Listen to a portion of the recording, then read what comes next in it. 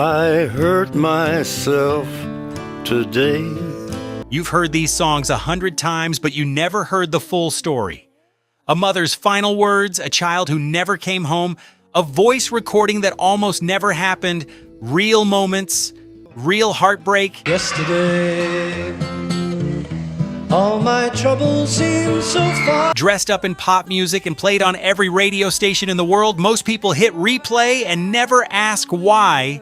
But the ones who know the truth, they can never listen the same way again. 10 songs, 10 secrets. This changes everything. Number 10, Billie Eilish, When the Party's Over.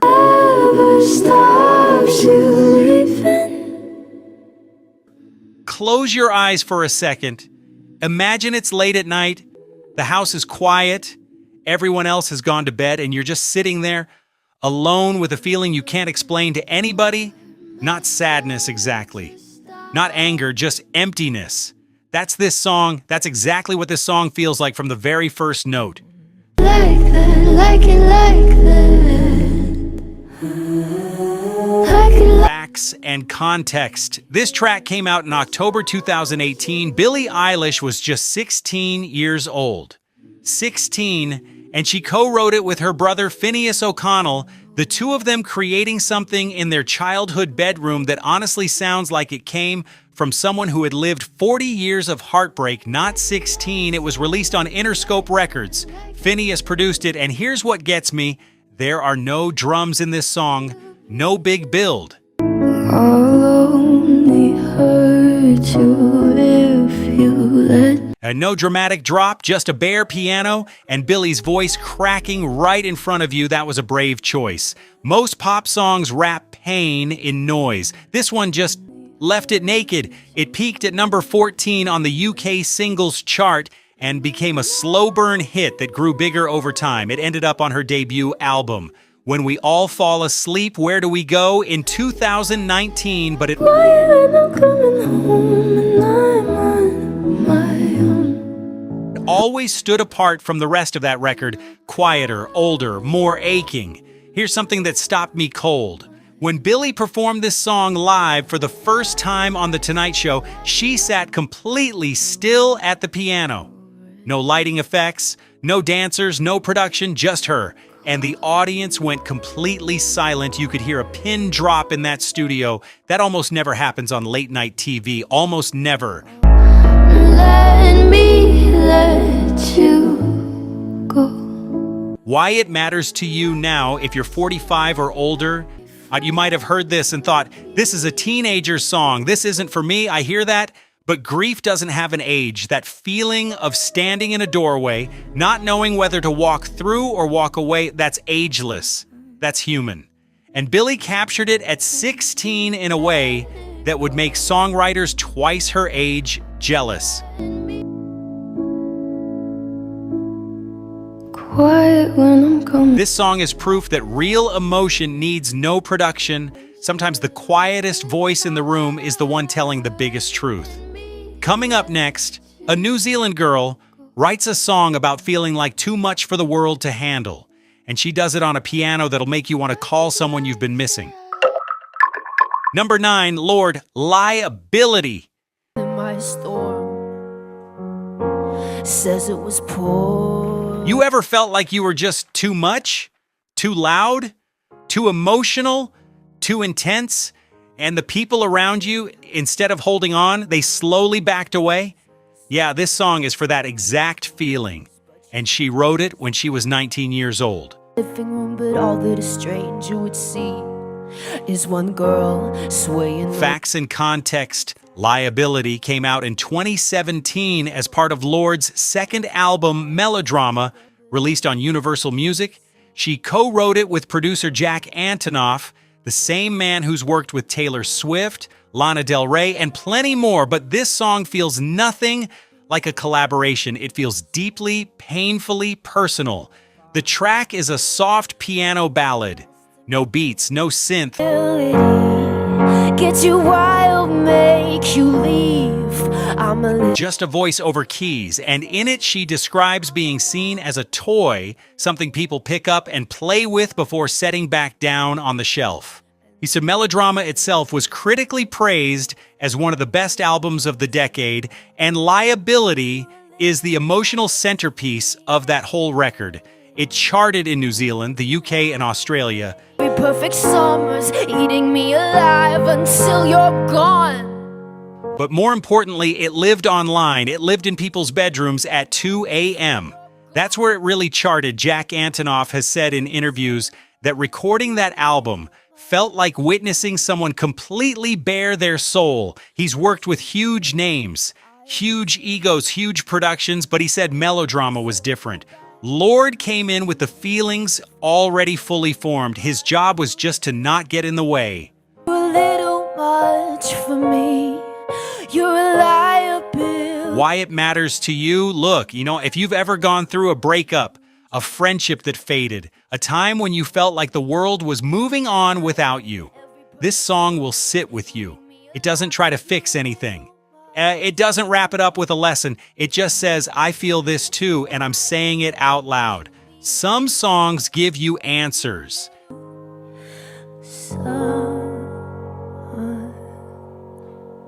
This one just holds your hand in the dark, and sometimes that's worth more. But stick with me, because number 8 takes us into one of the most painful true stories ever put to music. A song written in grief so deep most people can't even talk about it. Hey, Pop Lore family! Did you know only 1% of viewers are subscribed? If you love deep dives into pop legends, forgotten gems, and the stories behind the songs that shaped generations, hit that subscribe button right now. And don't forget to turn on LL notifications so you'll be the first to know when we premiere our next video. It's free, it helps Pop Lore grow, and it makes sure you never miss a single countdown or music story. Let's build this community together. Number 8, Eric Clapton, Tears in Heaven. If I saw you in heaven. I need you to stop for a second before we go into this one. Because this isn't just a sad song. This is a man trying to survive the unsurvivable. This is a father putting unspeakable grief into words because he had no other way to carry it. Facts and context. On the 20th of March, 1991, Eric Clapton's 4.5-year-old son, Connor, fell from a 53rd floor window of a New York City apartment.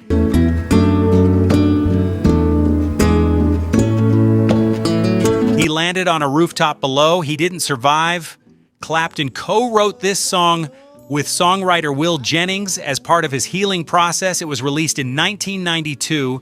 It won 3 Grammy Awards in 1993, including Record of the Year and Song of the Year. It was produced by Russ Titleman and released on Reprise Records. Through night and day, 'cause I know. The lyrics ask a simple yet devastating question. Would the person Clapton lost still know him if they met in heaven?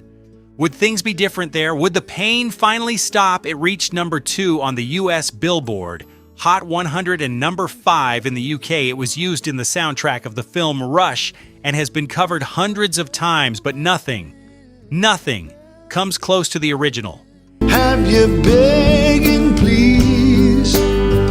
Begging, please. Eric Clapton eventually stopped performing this song live. He publicly said it became too painful, that he could no longer stand on a stage and sing those words without it destroying him inside. The last time he played it regularly was in the late 1990s. When a musician walks away from one of his biggest hits, not for money reasons, not for creative reasons, but simply because it hurts too much, you know the song was never really about fame. It was about survival. Have you begging, please? Begging, please. Now, why it matters to you, if you're a parent watching this, and many of you are, and this song hits somewhere that no other song reaches, and even if you're not a parent, you've lost someone. Everyone has, and this song captures that moment of not knowing how to keep going, of asking the sky questions it can't answer back. My hand. If I This isn't a pop song, this is a prayer, written by a broken man on his knees. Next up was a song that was quietly released on an indie album, and then suddenly, Years later, the entire internet started sobbing at once. The story of how a small song became a massive emotional moment for millions of people. Number 7, Lord Huron, The Night We Met.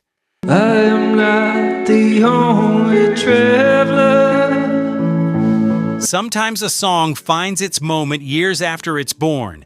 It's sitting on a shelf, quiet, patient, waiting, and then one day, something happens.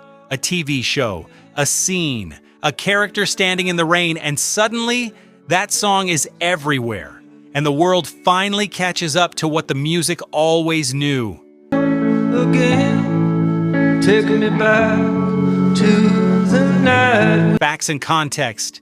The Night We Met was released in 2015 on Lord Huron's album Strange Trails, put out on BMLG Records. Ben Schneider wrote it. It's a folk-tinged, atmospheric song with an almost cinematic quality, like watching an old photograph slowly come to life. The song didn't explode right away, but in 2017 it was used in a pivotal scene in the Netflix series 13 Reasons Why.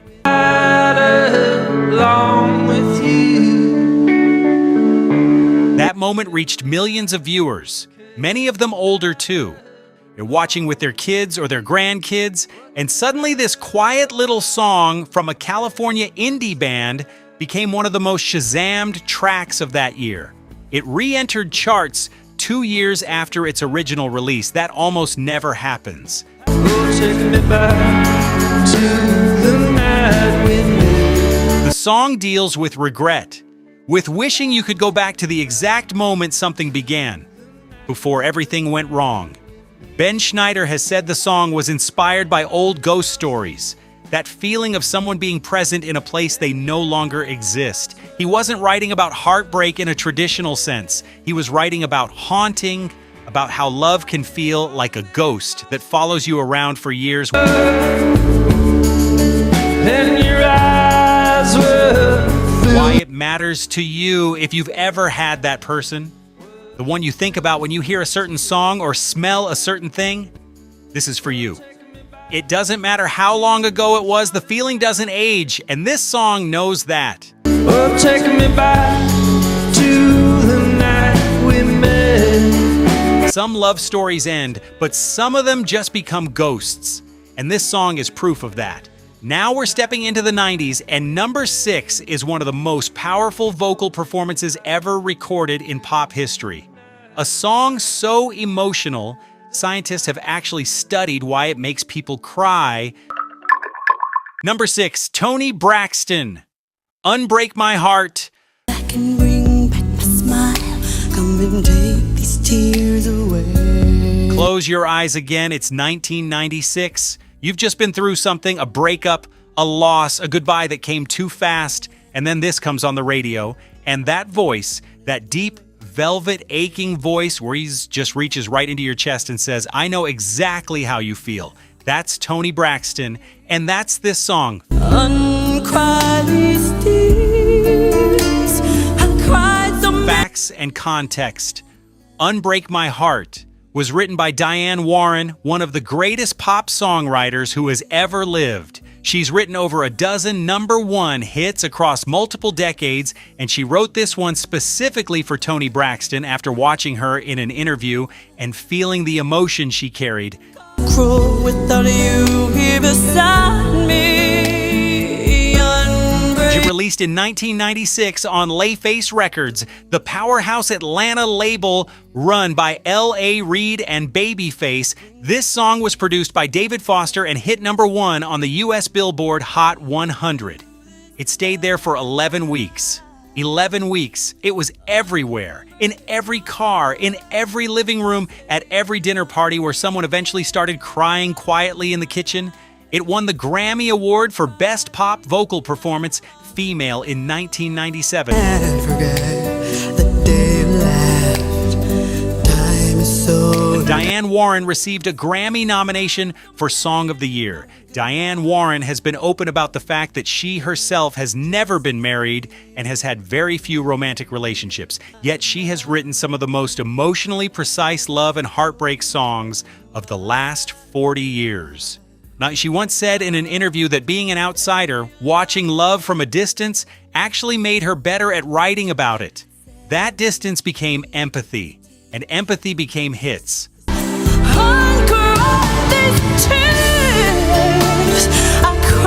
Why it matters to you, you don't forget this song, you can't. Once you've heard Toni Braxton's voice crack on that chorus, you carry it with you. It's the kind of song that was playing when something ended in your life. And every time you hear it now, that something comes back. Just for a moment, just long enough to remind you. Diane Warren gave Toni Braxton the words, but Toni Braxton gave them a soul.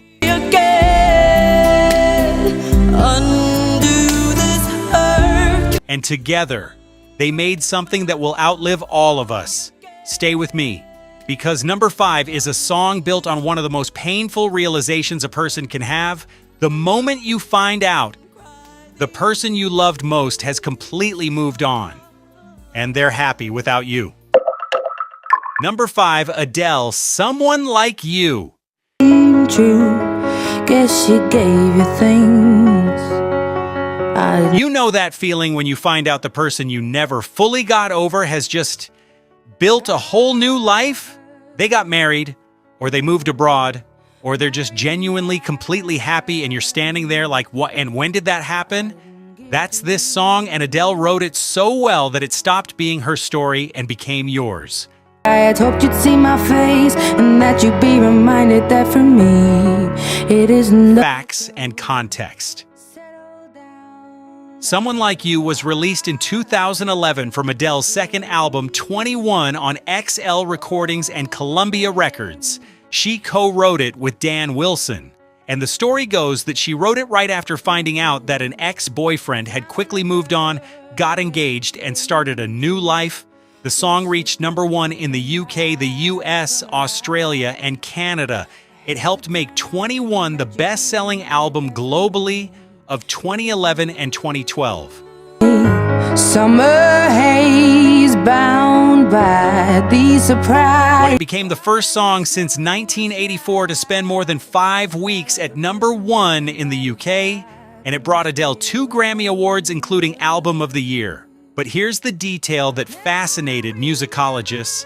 Actual music scientists studied this track and found that the way Adele delivers certain notes, adding tiny vocal embellishments right before she hits a phrase, physically triggers an emotional response in the listener. That for me, it isn't over. Your body reacts. Your eyes water, not because you decided to be sad, because your nervous system couldn't help it. Adele performed this at the 2011 Brit Awards. Just piano, just her voice. And by the time the song was over, the entire audience was visibly emotional. Stars, industry people, journalists, camera crew, everyone. It became one of the most talked about live performances in British music history. Nothing compares, no worries or cares, regrets and mistakes. Not because of spectacle, because of truth. Why it matters to you if you're 45 or older. You've had this moment. The one where someone from your past comes up in conversation and you realize time kept moving even when you weren't ready for it. Someone like you, I wish nothing but... This song doesn't judge that feeling. It celebrates your right to feel it fully and then let it go. Adele didn't write a breakup song. She wrote a permission slip, permission to grieve, permission to feel everything, and then eventually permission to move on. Number 4, The Beatles. Yesterday.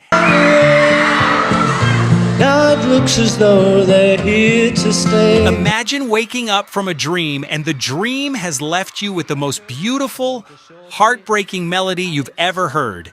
And you're just lying there in the dark, playing it over and over in your head, terrified that by the time you get to a piano, it'll be gone. That's how this one started. Came suddenly, why she... Facts and context. Yesterday was released in 1965 on the Help album by the Beatles on Parlophone Records. Paul McCartney woke up one morning with the entire melody already in his head, fully formed, complete. He rushed to a piano and played it immediately, convinced he had accidentally remembered someone else's song. For weeks he played it to people and asked, "Have you heard this before? Is this somebody else's tune?" Nobody had. It was his. Game to play. Now I need a place to hide. He originally used the placeholder words, "scrambled eggs, oh my baby, how I love your legs," while he figured out the real lyrics. Eventually the song became about loss, about waking up and feeling like something had been taken from you in the night. It became one of the most covered songs in recorded history. With over 2,200 documented versions, it has appeared in films, TV shows, adverts, and concert stages worldwide for 60 years.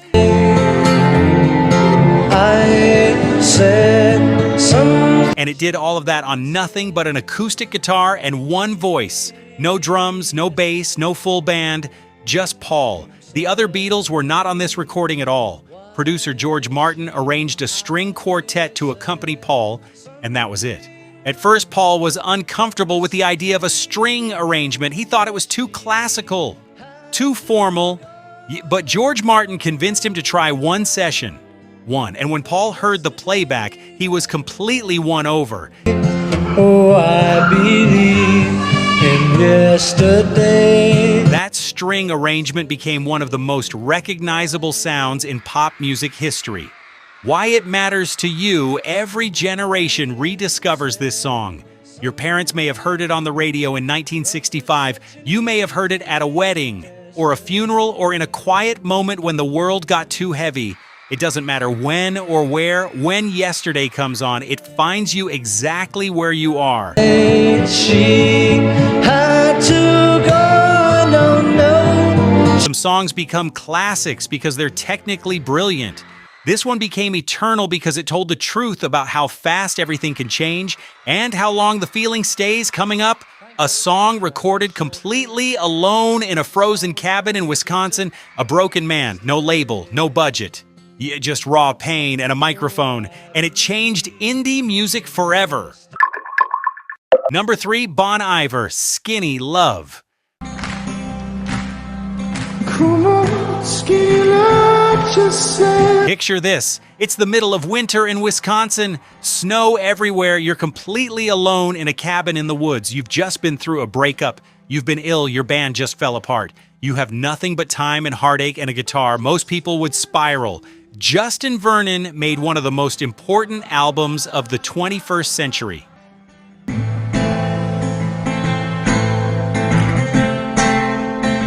Facts and context. Skinny Love was recorded in the winter of 2006 to 2007 in a cabin in northwestern Wisconsin, alone. Justin Vernon wrote and recorded the entire album for Emma forever ago by himself in that isolation. It was self-released in 2007 and then picked up by Jaguar Records in 2008.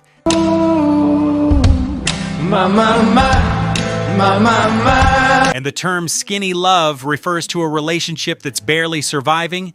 Two people holding on but slowly starving the love between them until there's nothing left.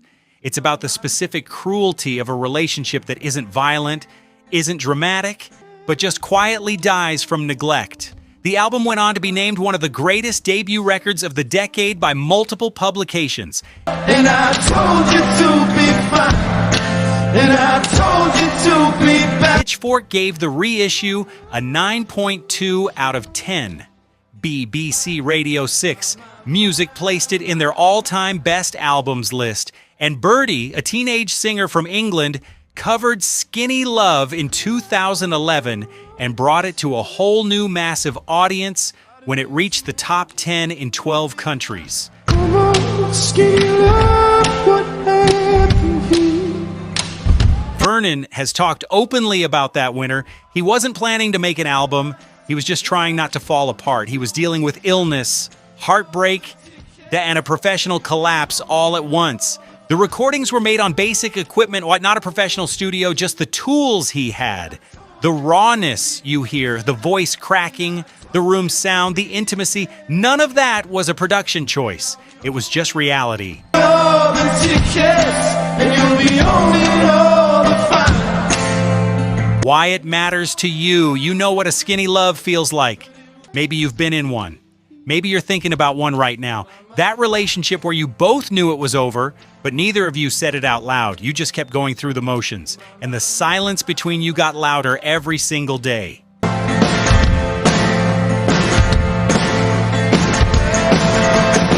Emotional stamp. Justin Vernon didn't go to a studio to make this. He went to a cabin to survive, and what he left behind is a document of real human pain, raw, unpolished, and completely impossible to forget.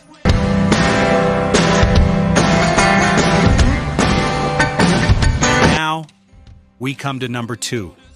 And I have to warn you, this entry goes deep, because this isn't just one of the most heartbreaking songs in pop history. It's also one of the most controversial ownership stories in music. And I've been waiting to tell you this one since the very beginning of this video. Number 2, Johnny Cash, Hurt. Tears the needle the hole. Originally by 9 Inch Nails. Remember at the beginning of this video, I told you one of these songs carried a story most people never fully understood. This is that story. This is the one. Facts and context, Hurt was written by Trent Reznor and originally recorded by 9 Inch Nails for the album The Downward Spiral in 1994, released on Nothing Records through Interscope. I become my sweet. Reznor wrote it during one of the darkest periods of his life. He's struggling with addiction, isolation, and a sense of total meaninglessness. The song is about self-destruction, about looking at your own life and recognizing the damage you've caused to yourself and others. It was raw, it was uncomfortable, it was one of the most brutally honest songs in alternative music. And then in 2002, something extraordinary happened.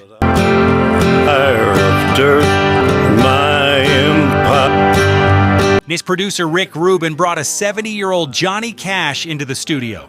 Cash was in declining health. His wife, June Carter Cash, the love of his life, was also unwell. His career had been quiet for years, and Rick Rubin handed him this song. Cash recorded it quietly, slowly, with all 70 years sitting heavy in his voice, and everything changed. Upon my life thorns. Now here's where it gets complicated, and I want to be fair to everyone involved, because there are different versions of how this moment landed. When Trent Reznor first heard Cash's version, his initial reaction was reportedly mixed. He had written the song from a very specific place, young, angry, drowning in addiction. And hearing a 70-year-old country legend sing, it felt jarring at first. In interviews, Reznor has said he wasn't sure how he felt. Hard again, if I could stop. Yet it was a deeply personal song. Hearing someone else inhabit it so completely was disorienting. And then the music video came out. Director Mark Romanek filmed Cash in his home, the House of Cash Museum in Hendersonville, Tennessee. Old photographs, faded memorabilia, a dinner table of food that Cash sits at alone. The property was decaying.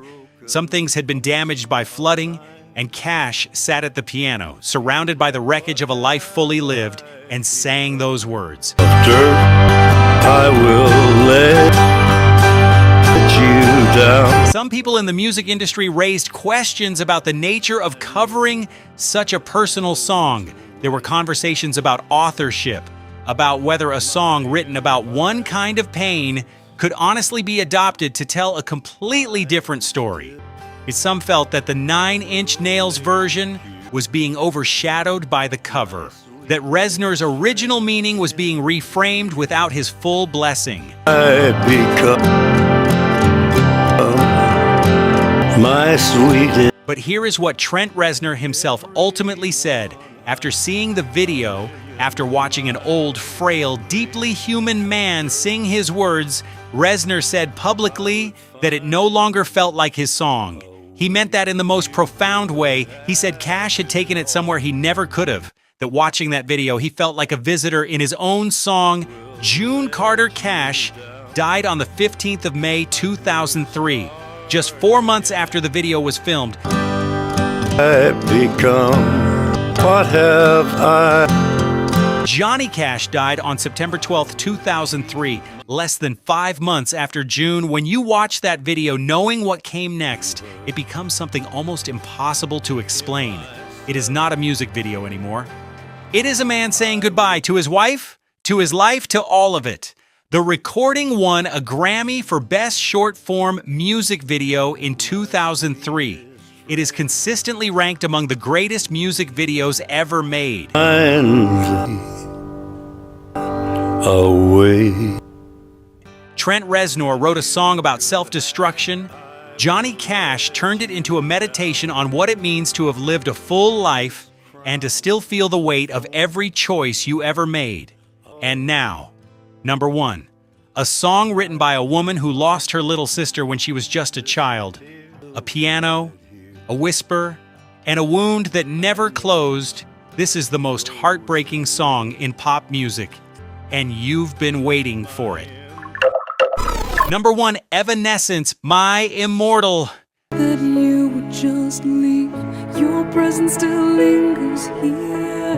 There are sad songs, and then there are songs that feel like you accidentally walked into someone's most private moment of grief. Like you shouldn't even be listening. This is that song. Facts and context. My Immortal came out in 2003 on the album Fallen, released by Wind Up Records, written by Amy Lee and Ben Moody. No drums. Scream, I find a way of your fears. No electric guitar in its purest form, just piano and a voice. The album sold over 17 million copies worldwide and won 2 Grammy Awards. But this song always stood alone from everything else on that record. It charted across the UK, Europe, and beyond, and has appeared in memorials, films, and TV tributes ever since. Amy Lee's younger sister, Bonnie, was born with a rare neurological condition. She died at age 3.